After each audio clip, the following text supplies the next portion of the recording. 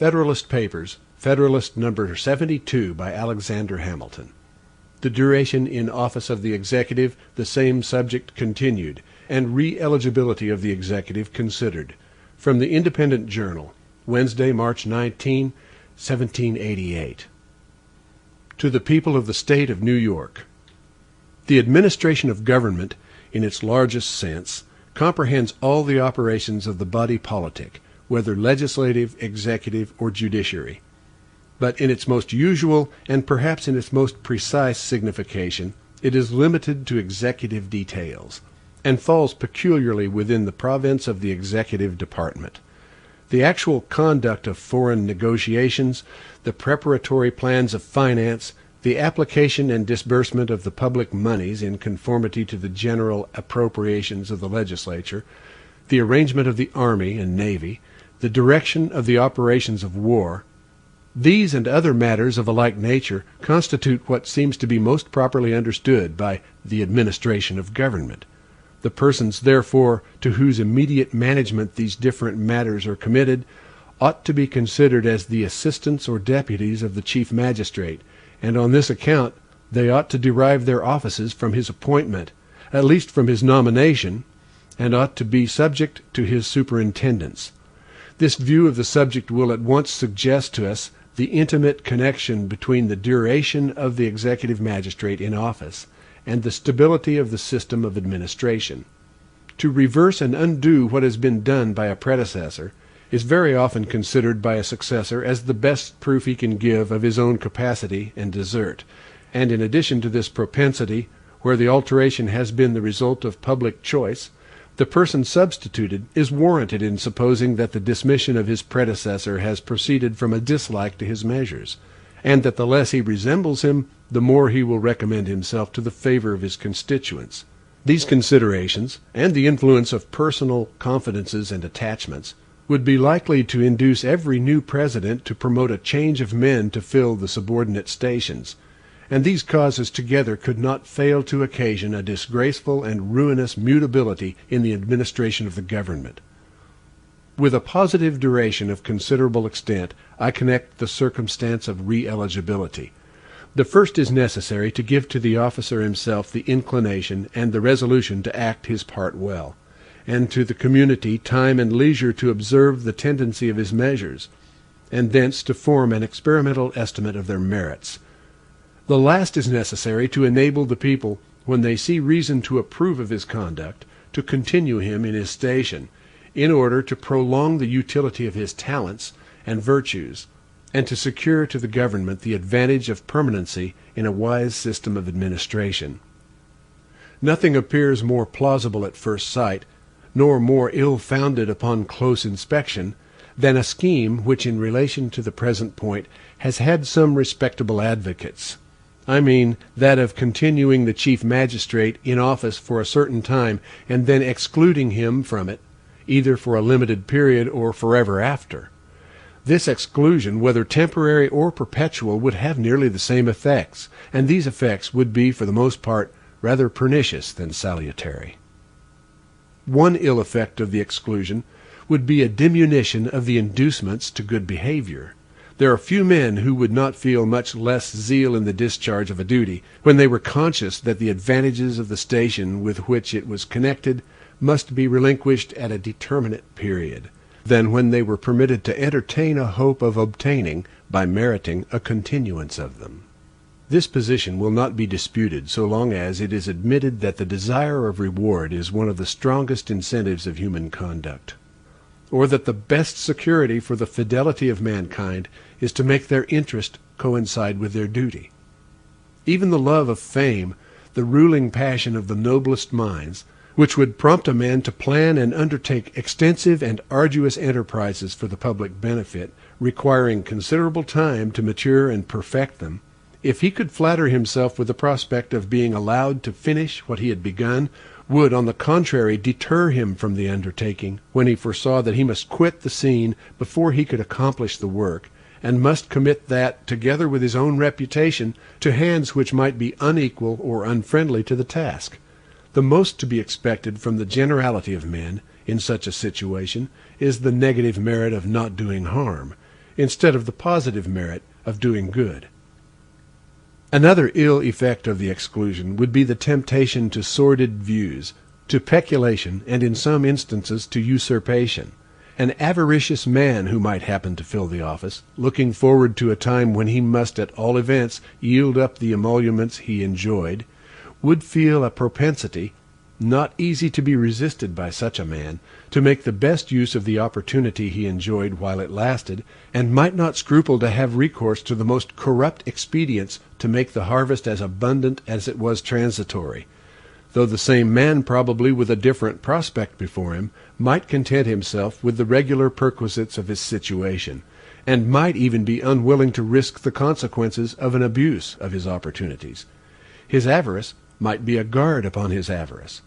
Add to this that the same man might be vain or ambitious, as well as avaricious, and if he could expect to prolong his honors by his good conduct, he might hesitate to sacrifice his appetite for them to his appetite for gain.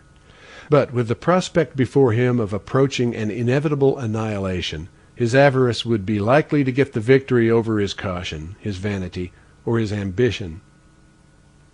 An ambitious man, too, when he found himself seated on the summit of his country's honors, when he looked forward to the time at which he must descend from the exalted eminence forever, and reflected that no exertion of merit on his part could save him from the unwelcome reverse, such a man, in such a situation, would be much more violently tempted to embrace a favorable conjuncture for attempting the prolongation of his power at every personal hazard than if he had the probability of answering the same end by doing his duty.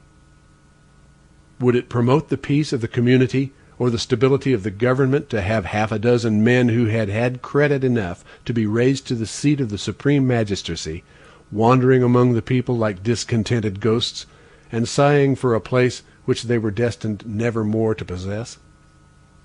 A third ill effect of the exclusion would be the depriving of the community of the advantage of the experience gained by the chief magistrate in the exercise of his office.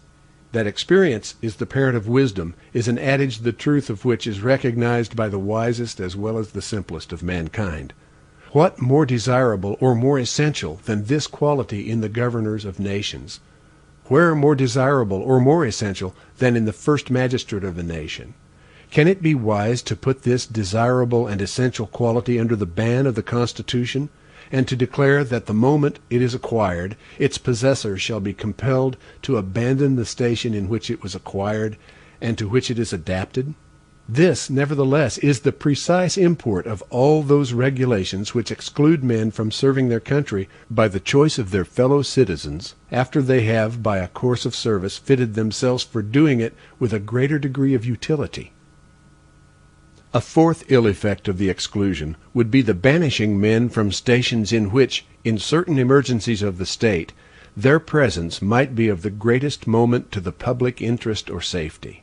There is no nation which has not, at one period or another, experienced an absolute necessity of the services of particular men in particular situations.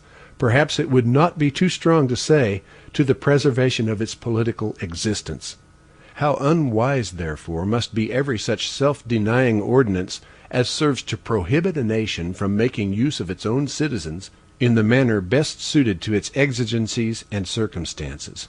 Without supposing the personal essentiality of the man, it is evident that a change of the chief magistrate at the breaking out of a war or at any similar crisis for another, even of equal merit, would at all times be detrimental to the community, inasmuch as it would substitute inexperience to experience, and would tend to unhinge and set afloat the already settled train of the administration. A fifth ill effect of the exclusion would be that it would operate as a constitutional interdiction of stability in the administration. By necessitating a change of men in the first office of the nation, it would necessitate a mutability of measures. It is not generally to be expected that men will vary and measures remain uniform. The contrary is the usual course of things, and we need not be apprehensive that there will be too much stability, while there is even the option of changing. Nor need we desire to prohibit the people from continuing their confidence where they think it may be safely placed, and where, by constancy on their part, They may obviate the fatal inconveniences of fluctuating counsels and a variable policy. These are some of the disadvantages which would flow from the principle of exclusion. They apply most forcibly to the scheme of a perpetual exclusion. But when we consider that even a partial exclusion would always render the readmission of the person a remote and precarious object, the observations which have been made will apply nearly as fully to one case as to the other. What are the advantages promised to counterbalance these disadvantages? They are represented to be, first, greater independence in the magistrate; second, greater security to the people. Unless the exclusion be perpetual, there will be no pretense to infer the first advantage. But even in that case, may he have no object beyond his present station to which he may sacrifice his independence? May he have no connections, no friends for whom he may sacrifice it? May he not be less willing, by a firm conduct, to make personal enemies when he acts under the impression that a time is fast approaching, on the arrival of which he not only may, but must, be exposed to their resentments, upon an equal, perhaps upon an inferior footing? It is not an easy point to determine whether his independence would be most promoted or impaired by such an arrangement. As to the second supposed advantage, there is still greater reason to entertain doubts concerning it. If the exclusion were to be perpetual, a man of irregular ambition, of whom alone there could be reason in any case to entertain apprehension, would with infinite reluctance yield to the necessity of taking his leave forever of a post in which his passion for power and preeminence had acquired the force of habit. And if he had been fortunate or adroit enough to conciliate the good will of the people, he might induce them to consider as a very odious and unjustifiable restraint upon themselves a provision which was calculated to debar them of the right of giving a fresh proof of their attachment to a favorite. There may be conceived circumstances in which this disgust of the people, seconding the thwarted ambition of such a favorite, might occasion greater danger to liberty than could ever reasonably be dreaded from the possibility of a perpetuation in office by the voluntary suffrages of the community, exercising a constitutional privilege. There is an excess of refinement in the idea of disabling the people to continue in office men who had entitled themselves, in their opinion, to approbation and confidence, the advantages of which are at best speculative and equivocal, and are overbalanced by disadvantages far more certain and decisive. Publius. End of Federalist Number 72.